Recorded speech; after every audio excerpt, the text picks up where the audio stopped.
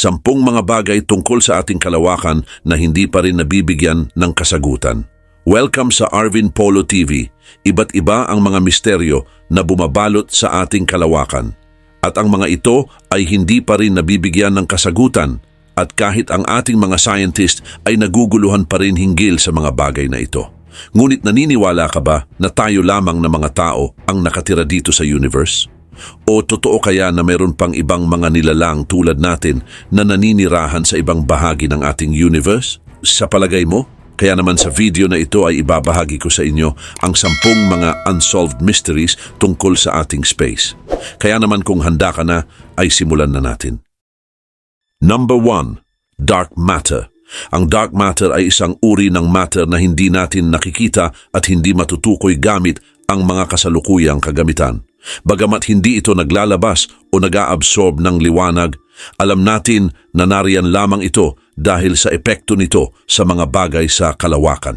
Tinatayang ang ating universe ay binubuo ng 27% ng dark matter, habang ang ordinary matter naman na nakikita natin ay 5% lamang, at ang natitirang 68% naman ay tinatawag na dark energy na siyang nagpapalawak sa ating universe. Kaugnay pa nito, noong 1930s, unang ipinakilala ni Fritz Zwicky, isang Swiss-American astronomer, ang konsepto ng dark matter. Habang pinag-aaralan niya ang paggalaw ng mga galaxy sa Coma Cluster, ay napansin niya na mas mabilis ang paggalaw nito kaysa sa inaasahan base sa nakikitang matter. Dahil dito ay sinabi ni Zwicky na mayroong hindi nakikitang matters na nagbibigay ng dagdag na mass at gravity force upang mapanatili ang mga galaxies sa cluster. Ang teorya na ito ay lalo pang napatunayan noong 1970s ni Vera Rubin at Kent Ford na nagpakita ng kakaibang paggalaw ng mga bituin sa mga galaxies na nagpapahiwatig ng presensya ng dark matter. Sa kasalukuyan, ang dark matter ay isa sa mga pinakatinatalakay na paksa sa cosmology at astrophysics. Samantala, isa sa mga pangunahing ebidensya ng dark matter ay ang cosmic microwave background radiation. Ipinapakita nito ang mga pagbabago sa temperature na nagpapakita ng presensya ng matter na hindi natin nakikita. Bukod dito, ang gravitational lensing, kung saan ang liwanag mula sa malalayong bituin ay nagbe-bend dahil sa gravitational field ng dark matter, ay nagbibigay ng karagdagang ebidensya hinggil dito. Bagamat alam natin na mayroong dark matter dahil sa epekto nito sa gravity, ay nananatili pa rin itong misteryo. Maraming teorya ang inilahad upang ipaliwanag ito, tulad ng posibilidad na binubuo ito ng mga weakly interacting massive particles o WIMPs, axions o sterile neutrinos. Ang mga particles na ito ay hindi pa direktang nadidetect, ngunit patuloy pa rin ang mga scientist sa paggawa ng mas sensitive detector upang matuklasan ito. Dagdag pa rito, mayroon ding mga alternative theory na nagsasabi na maaaring ipaliwanag ang epekto ng dark matter sa pamamagitan ng pagbabago sa ating pag-unawa tungkol sa gravity. Ang modified Newtonian dynamics at ang theory of gravity ni Eric Verlinde ay nagsasabing ang ating mga gravity models ay maaaring hindi kumpleto at kailangan ng pagsasaayos upang ipaliwanag ang mga observations ng hindi nangangailangan ng dark matter. Number 2. Black hole. Ang black hole ay isa sa mga pinaka-misteryosong bagay sa ating kalawakan. Ang mga ito ay tumutukoy sa mga lugar kung saan napakalakas ng gravitation na halos wala nang makakatakas dito kahit na ang liwanag. Ang idea tungkol sa black hole ay unang iminungkahi ni John Michell noong 1783, ngunit mas naintindihan ito ng mga scientist tulad ni Albert Einstein at Carl Schwarzschild.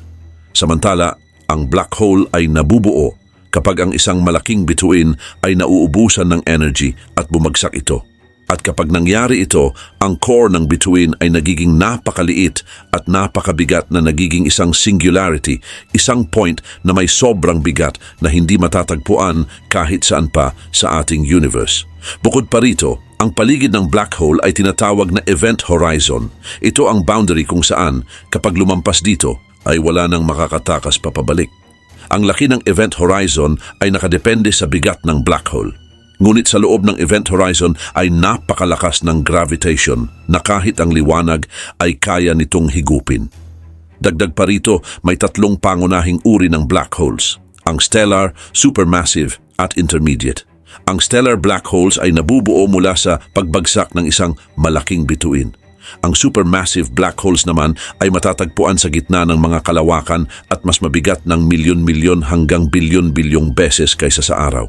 Habang ang intermediate black holes naman ay nasa gitna ng stellar at supermassive sa laki at bigat nito. Gayon din, ayon sa General Theory of Relativity ni Einstein, ang presensya ng isang malaking mass ay nagbe-bend naman sa space-time. Sa loob ng black hole, ang oras ay bumabagal habang papalapit sa event horizon.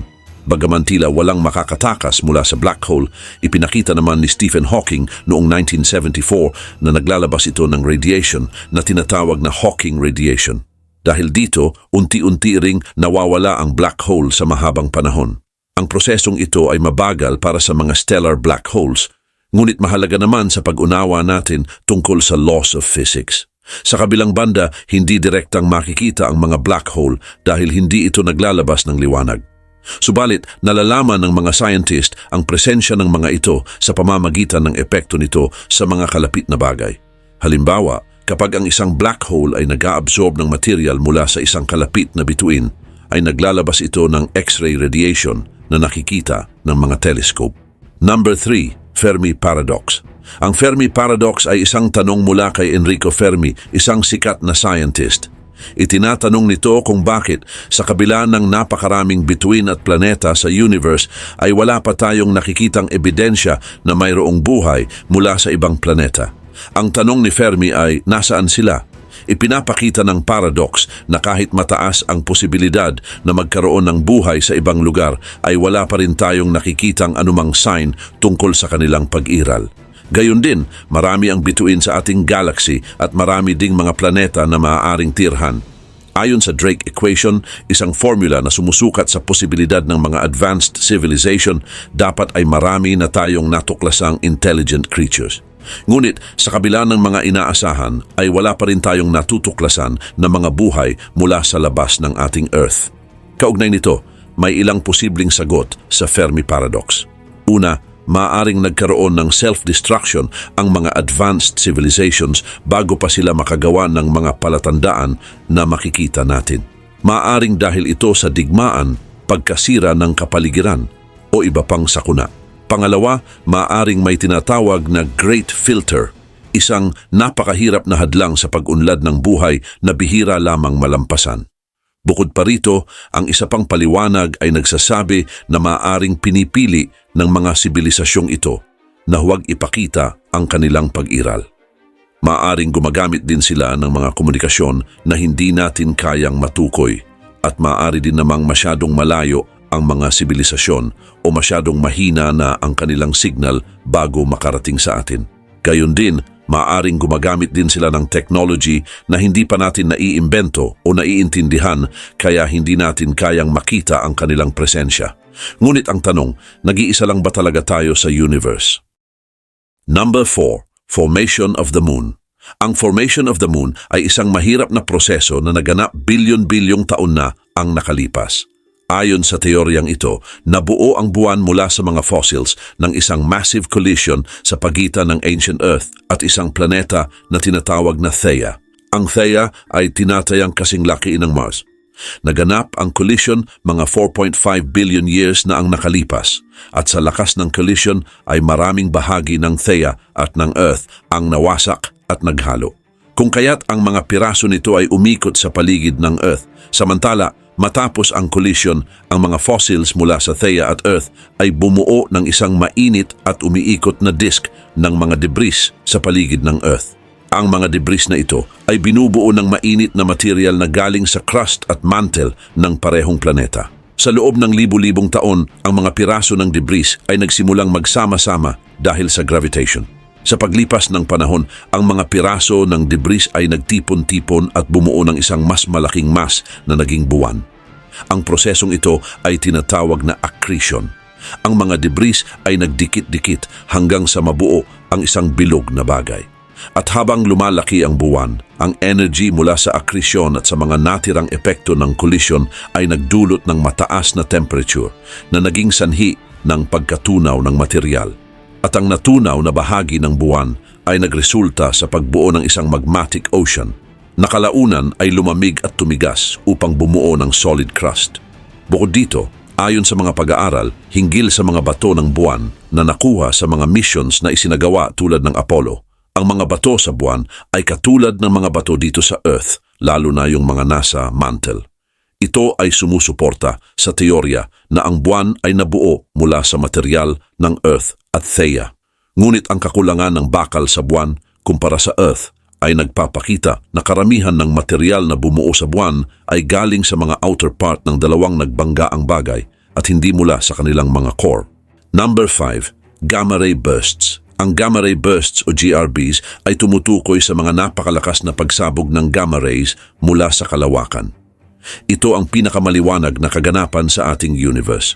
Natuklasan ang GRBs noong 1960s gamit ang mga satellite na ginawa para mag-detect ng mga nuclear test. At mula noon ay naging mahalaga ang pag-aaral ng GRBs tungkol sa mga bituin at kalawakan. Samantala, may dalawang uri ng GRB, ang short duration GRBs at long duration GRBs.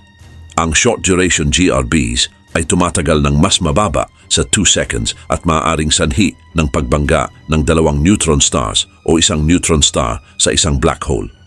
Ang long duration GRBs naman ay tumatagal ng ilang segundo hanggang ilang minuto at kadalasang sanhi ng pagsabog ng mga malalaking bituin na nagiging black holes. Ngunit paano nga ba ito nabubuo? Nagsisimula ang GRBs sa isang napakalakas na pagsabog na naglalabas ng gamma rays. Karaniwan ay nagmumula ito sa neutron stars, black holes o iba pang kaganapan sa kalawakan. Halimbawa, kapag nagbanggaan ng dalawang neutron stars, maaaring mag-collapse ito sa isang black hole na nagdudulot ng GRB. Ngunit sa kaso ng supernova, ang core ng isang malaking bituin ay nagko-collapse at nagiging black hole na nagdudulot naman ng GRB. Kaugnay pa nito, na-detect ang GRBs gamit ang mga satellite na may gamma ray detectors tulad ng NASA Swift Observatory at Fermi Gamma Ray Space Telescope. Ang mga instruments na ito ay kayang mag-detect ng GRB at agad na ipinapadala ang location nito sa mga astronomers sa buong mundo para sa mas detalyadong pag-aaral gamit ang mga optical at radio telescopes. Halimbawa, ang Swift Observatory ay mabilis na nababago ang direksyon nito para obserbahan ang afterglow ng GRB na nagbibigay ng mahalagang impormasyon tungkol sa pinagmulan at katangian ng pagsabog. Maliban pa rito, ang pag-aaral ng GRBs ay nagbibigay ng mahalagang impormasyon tungkol sa pinagmulan ng mga elements dito sa ating universe at pati na rin ang kalikasan ng mga black holes at neutron stars. Ang mga GRB ay nagsisilbing cosmic lighthouses na nagbibigay liwanag sa malalayong bahagi ng ating universe, kung kaya't nakakatulong ito sa mga astronomers na mas lalong maunawaan ang pagkabuo at evolution ng mga galaxy at iba pang celestial structures. Number 6. Solar corona heating problem. Ang solar corona heating problem ay isang kilalang issue sa astrophysics na sinusubukang ipaliwanag kung bakit ang korona ng araw o ang pinakalabas na bahagi ng kanyang atmosphere ay mas mainit kaysa sa ibabaw nito. Ang photosphere ng araw na siyang nakikita nating liwanag ay may temperature na umaabot sa humigit kumulang 5,500 degrees Celsius habang ang corona ay umaabot ng milyon-milyong degrees Celsius. Ang malaking pagkakaibang ito ay matagal nang nagiging palaisipan sa mga scientist. Ang korona ng araw ay isang manipis na gas na nakapaligid sa araw at umaabot ng milyon kilometers sa kalawakan. Bagamat manipis, ang korona ay may napakataas na temperature na hindi maipaliwanag sa mga tradisyonal na paraan ng pag-init. Ang pangunahing tanong tungkol dito ay paano nagiging mas mainit ang korona kaysa sa ibabaw ng araw. Maraming teorya ang nagbigay ng paliwanag upang masagot ito, ngunit wala pa ring tiyak na kasagutan. Isa sa mga pangunahing teorya ay ang wave heating theory. Ayon dito, ang mga waves mula sa loob ng araw, katulad ng mga sound waves o magnetic waves, ay umaabot sa korona at nakikipag-interact sa plasma doon. Gayon din, ang mga waves na ito ay maaaring magdala ng energies mula sa mas mababang bahagi ng atmosphere patungo sa mas mataas na bahagi na nagiging sanhi ng pag-init. Subalit, hindi pa rin lubos na nauunawaan kung paano eksaktong naililipat ang energy na ito at paano ito nagiging init. Samantala, ang isa pang teorya ay ang magnetic reconnection. Ang araw ay may malakas na magnetic field na nagbabago sa paglipas ng panahon. Ang magnetic reconnection ay isang proseso kung saan ang mga linya ng magnetic field ay nagbabago at muling nagkokonekta na naglalabas ng malaking amount ng energy sa anyo ng init at liwanag.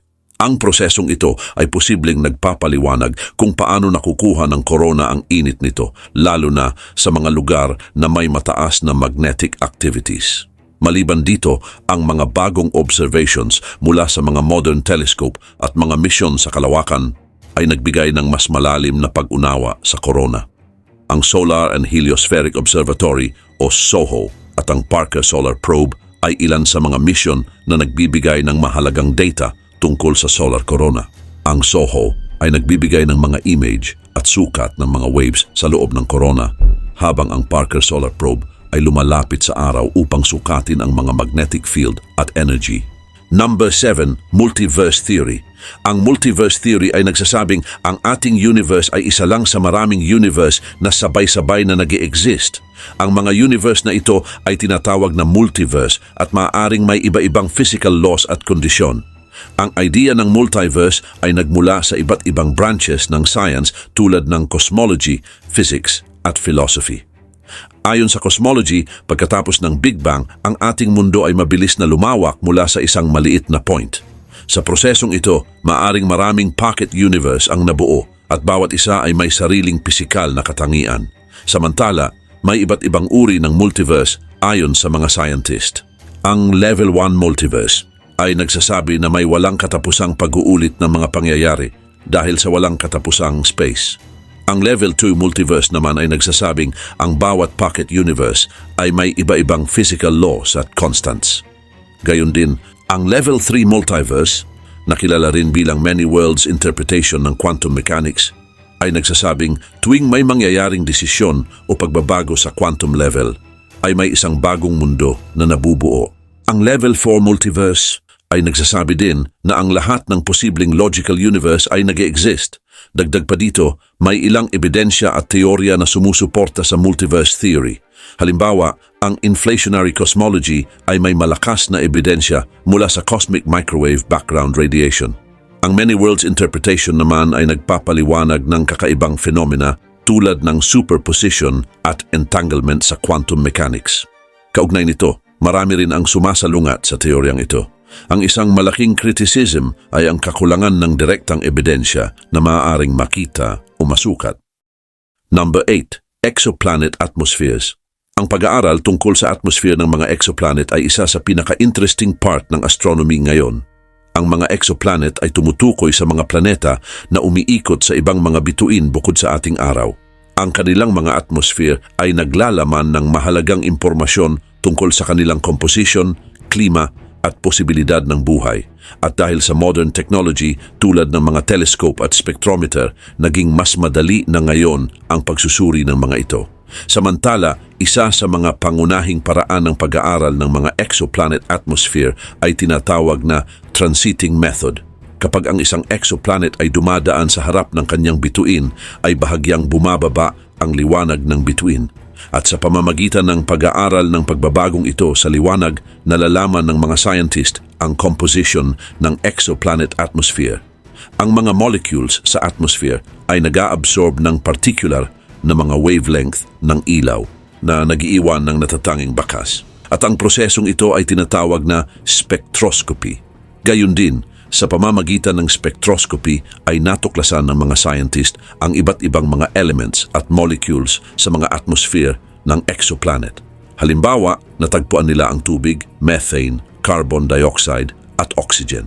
Ang mga molecules na ito ay mahalaga sa pag-unawa sa mga chemical processes at mga kondisyon ng klima sa mga exoplanet.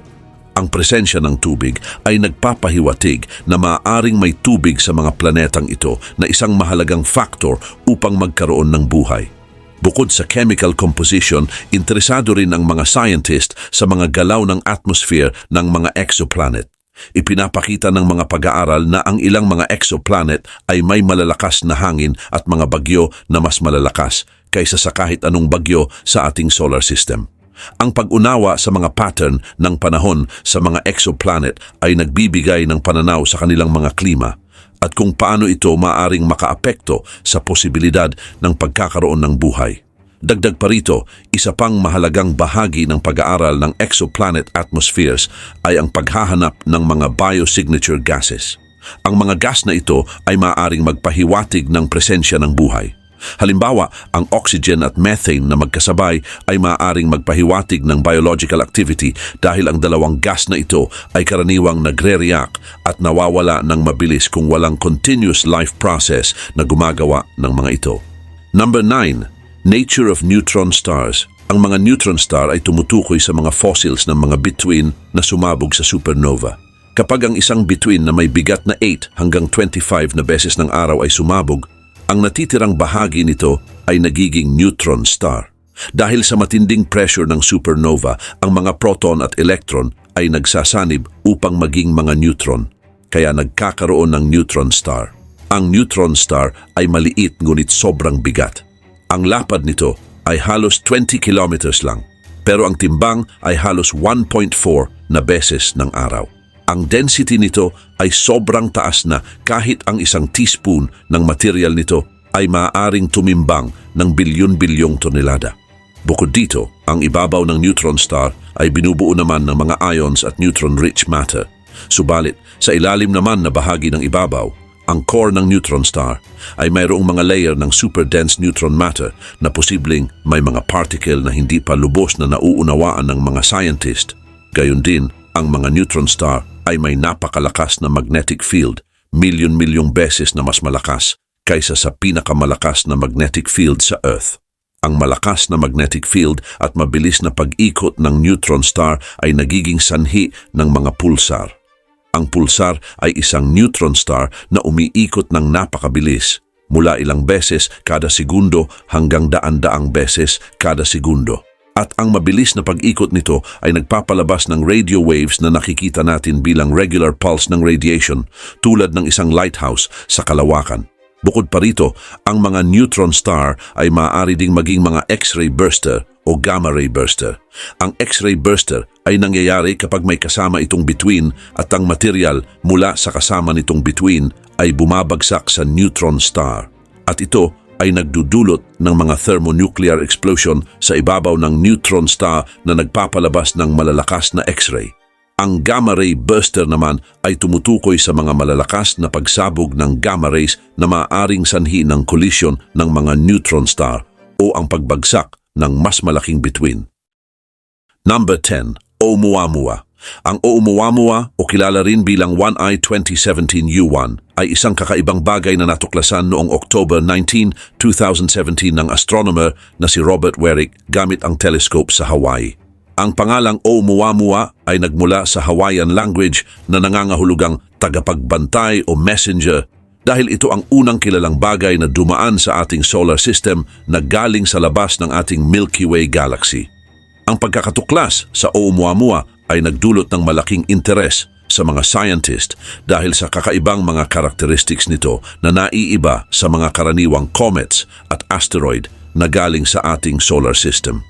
Samantala, isa sa mga kapansin-pansing katangian ng Oumuamua ay ang kakaiba nitong hugis. May haba itong tinatayang 800 meters at may lapad na 80 meters na parang sword o sigarilyo. Ang proporsyon ng haba sa lapad nito ay kakaiba kumpara sa mga kilalang natural na bagay sa ating solar system. Ang ibabaw nito ay kulay pula na marahil ay dahil sa matagal na exposure sa cosmic rays habang naglalakbay ito sa kalawakan sa loob ng milyon-milyong taon. Bukod sa kakaibang hugis nito, ang paggalaw ng Oumuamua ay nagdudulot din ng misteryo sa mga scientist. Dahil habang papalayo ito mula sa araw, napansin na ang kanyang bilis ay hindi bumabagal gaya ng inaasahan. Sa halip, may karagdagang bilis na tila hindi naaayon sa simpleng gravitational interaction. Ang mga teorya ay nagsasabi na maaring ito ay dahil sa paglabas ng gas mula sa ibabaw ng Oumuamua tulad ng sa mga comets, ngunit wala namang ebidensyang nakita ng paglabas ng gas o alikabok. Dahil dito, may mga nag-isip na baka ito ay isang artificial na bagay tulad ng isang solar sail na gawa ng isang advanced civilization.